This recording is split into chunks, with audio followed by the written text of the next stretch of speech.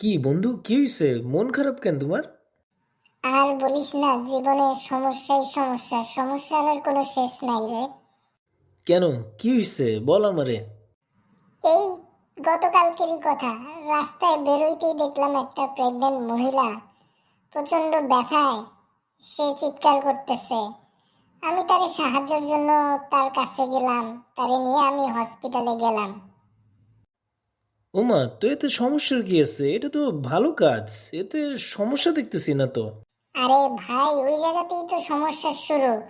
যেই মহিলারা অপারেশন থিয়েটারে ডাক্তাররা ঢুকাইলো, আধা ঘন্টা পর বেরোয় আসে, ডাক্তার আমারে এসে বলে, কংগ্রেচুলেশন, আপনি তো এখন ছেলের বাপ। তো বললেই পারতি তুই এই মহিলার হাজবেন্ড না, তুই একটা অপরিচিত মানুষ, তুই এই মহিলাটারে হেল্প করার জন্য এখানে নিয়ে আসছিস, এতটুকুই। আরে ভাই, আমি হাজারবার ডাক্তারে বোঝানোর চেষ্টা করছি যে আমি এই মহিলার হাজবেন্ড না, আমি এই বাচ্চার বাপ না, কিন্তু আমার কথা ডাক্তার শুনেই না। তো তারপর কি হইলো? তারপর কি, তারপর তো ডাক্তার পুলিশে ফোন দিছে আর পুলিশ আসছে। যাই হোক, অন্তত পুলিশ আসার পর তো তোর সমস্যার সমাধান হয়েছে নাকি? আরে আবার পুলিশে হাজারবার বোঝানো লাগছে যে আমি এই মহিলার হাজবেন্ড না, এই মহিলার আমি চিনি না।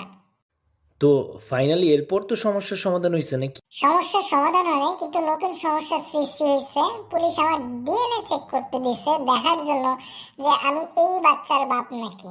আচ্ছা, ফাইনালি তো সমস্যার সমাধান হয়েছে, কারণ ডিএনএ চেক করার পর তো প্রমাণ হয়েছে যে তুই এই বাচ্চার বাপ না। হ্যাঁ রে দোস্ত, ডিএনএ টেস্ট করার পর তো এটা প্রমাণিত হয়েছে যে আমি এই বাচ্চার বাপ না, কিন্তু আরেকটা বড় সমস্যার সৃষ্টি হয়েছে।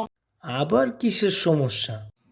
আরে আমার পুরো মেডিকেল চেক আপ হয়েছিল, তো মেডিকেল চেক আপে ধরা পড়ছে যে আমি জীবনও বাপ হইতে পারবো না।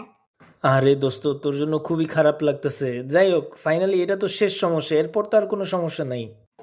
আরে এটাই তো সবচেয়ে বড় সমস্যা, আমি বিবাহিত মানুষ, আমার ঘরে এক ছেলে এক মেয়ে আছে, আসলো কেমনে?